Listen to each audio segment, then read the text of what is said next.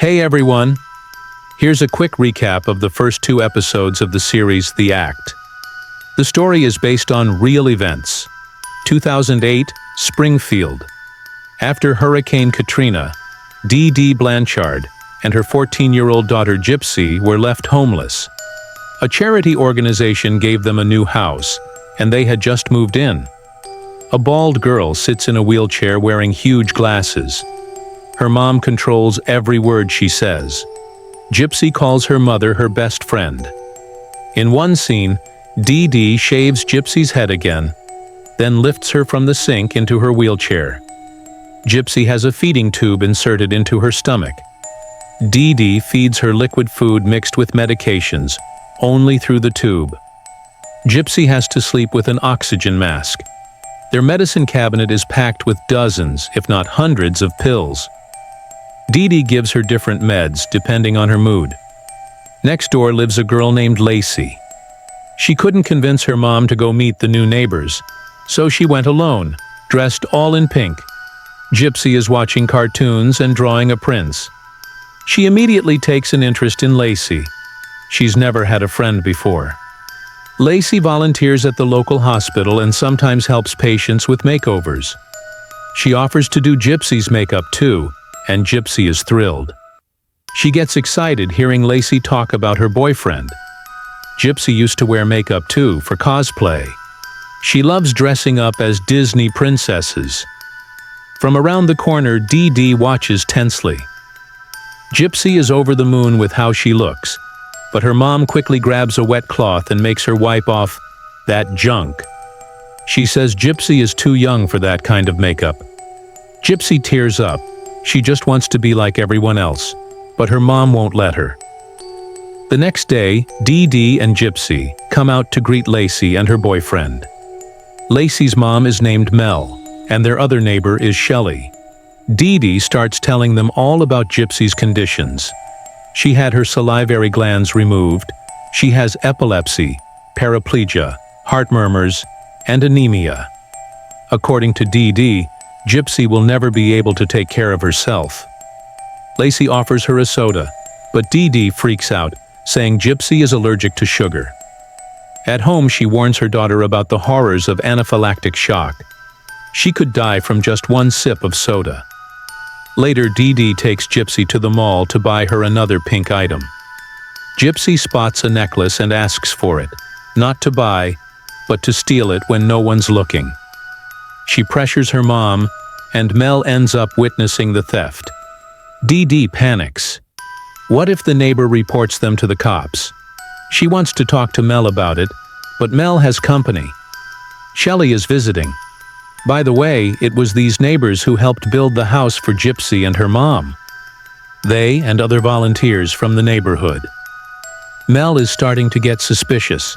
What really bothered Dee Dee was that Gypsy was watching a video today, and not on her own computer because she didn't have one. She was only allowed to use her mom's laptop. The moment she got online, she typed in "boy" and "kiss."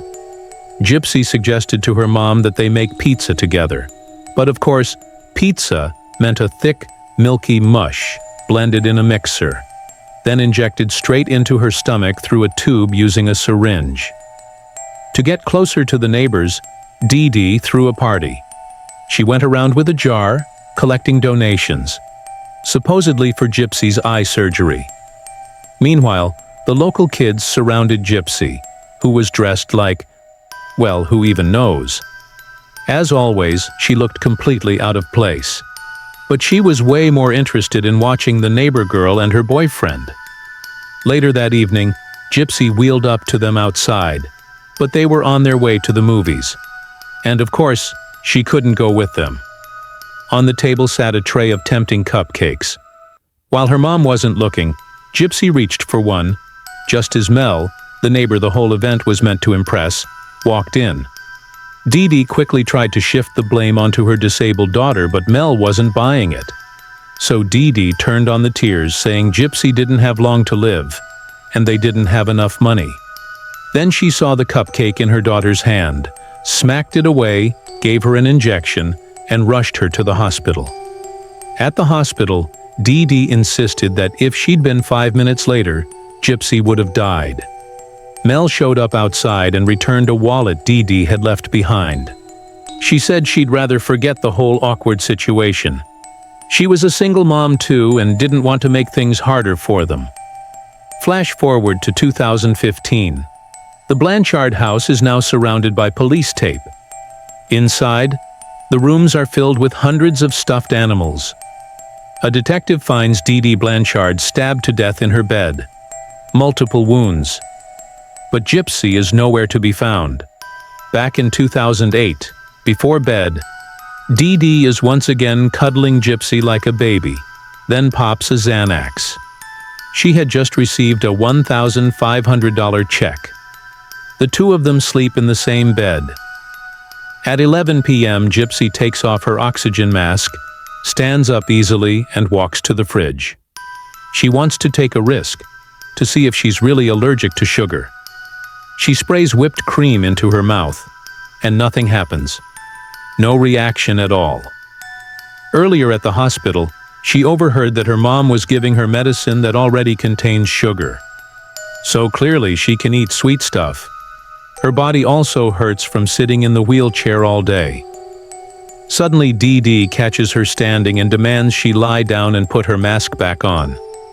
Gypsy goes to sleep with tears in her eyes. Jump to 2015 again. Neighbors try to remember the long list of illnesses Gypsy supposedly had. How could a girl with all those conditions have just run away? Back to 2009. Gypsy is drinking Coke straight from the bottle, eating tubs of ice cream and handfuls of candy. She watches makeup tutorials constantly. Then she receives a letter that makes her incredibly happy. Gypsy has just been named Child of the Year. In Springfield, nothing really surprises anyone anymore. Dee Dee had written so many sad, dramatic letters about her daughter that a big crowd showed up just to see her. All because of some sugar. Not long after, Gypsy experienced her first cavities and real tooth pain. Dee Dee was convinced it was due to Gypsy's severe stomach acid, which was apparently rotting her teeth. But when they went to a gastroenterologist, he was shocked. He couldn't believe her salivary glands had supposedly been removed. She could swallow just fine. In fact, he said they could even remove the feeding tube from her stomach. Gypsy was thrilled. But Dee Dee? She was more inclined to just find another doctor who'd go along with her story. Eventually, the doctor did prescribe something for acid reflux. But later, at a pediatric appointment, Dee Dee asked, "Has even one of Gypsy's conditions ever actually been confirmed?" Suspicion was growing. And just earlier, in the waiting room, Dee Dee had stolen a stack of blank prescription forms. "I don't need the tube anymore," Gypsy whispered. But her mother didn't agree. From now on, Dee Dee insisted she'd be the only one speaking to doctors. Meanwhile, as coroners examine Dee Dee's dead body, neighbors gather outside wondering, who would want her dead? Back in the past, during a routine toothbrushing, one of Gypsy's teeth falls out.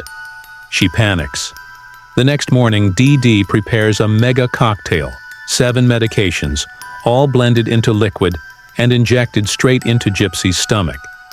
She watches out the window at the neighborhood girls laughing in the yard. Surprisingly, Dee Dee lets her daughter go meet the neighbors. She wheels Gypsy over to Lacey's place. Inside, along with Lacey and her friend, there's a puppy, and Gypsy is overjoyed to see it. The girls, however, are shocked by the condition of Gypsy's teeth. She opens up to them about her nighttime wandering, and how scared she is that her mom might find out.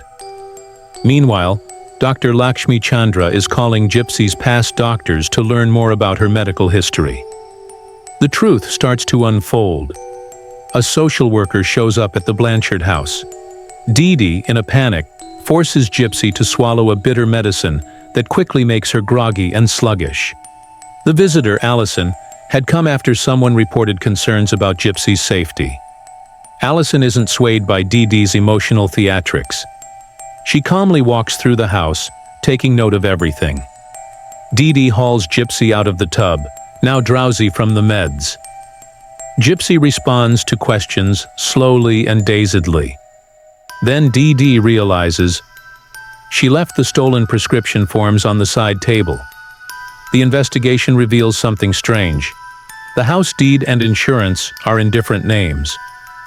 Just like with Gypsy's medical records, Dee Dee blames Hurricane Katrina. "The storm messed up all our documents," she says. "Have a nice day," Allison says, unconvinced. The visit clearly rattled Dee Dee.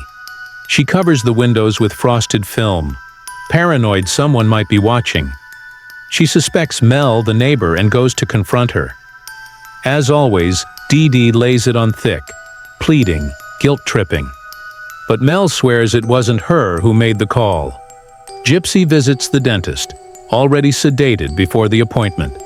And that's when she learns the truth. The doctors weren't going to treat Gypsy's teeth. They were just going to pull them out. She was devastated. She cried her heart out. Next thing we see, Gypsy's back home, her face swollen and in pain. She wheels herself up to the mirror and realizes she has no teeth left. Later, during a bath, she sits in the tub, completely toothless, sobbing quietly. But, as always, her mom tells her everything is fine. After the surgery, Gypsy's face is covered in bruises. Dee Dee floats around her, getting her ready for another public appearance, an award ceremony. She insists Gypsy will still look beautiful. She'll go up on stage and smile, even without teeth.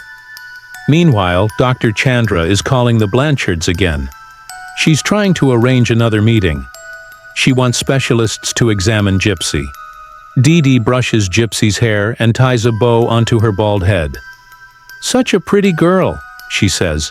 But the truth is, she would look better with teeth. Right before going on stage, Dee Dee gives Gypsy a gift, a set of dentures. Why now? Why make her suffer all this time, only to hand them over at the last second? Under the spotlight, Gypsy rolls out onto the stage to accept her award, Child of the Year, 2009, along with a generous gift of $5,000. With the microphone in her hand, Gypsy sings a squeaky, emotional song about love. Dee Dee joins in from the side of the stage, singing along. Later, the Blanchards go to see Dr. Chandra in person. This time, Gypsy is left alone with the doctor. The specialists explain that she isn't allergic to sugar and offer her a Coca-Cola right then and there. It's becoming clear, many of Gypsy's other diagnoses might not be real either. Dr. Chandra replaces the feeding tube. Flash forward to 2015. Lacey confesses to her mother, and later to the police, that Gypsy had a secret Facebook account. Through it, she'd made friends, and maybe even found a boyfriend. Back at home, Gypsy places yet another stuffed toy on the bed. But now it means nothing to her. She no longer wants to sing with her mom. She closes the door and locks herself in her room. Dear viewers, if you're interested in more of this twisted story about the healthy family dynamics between Gypsy Blanchard and her mother, let us know in the comments. See you soon!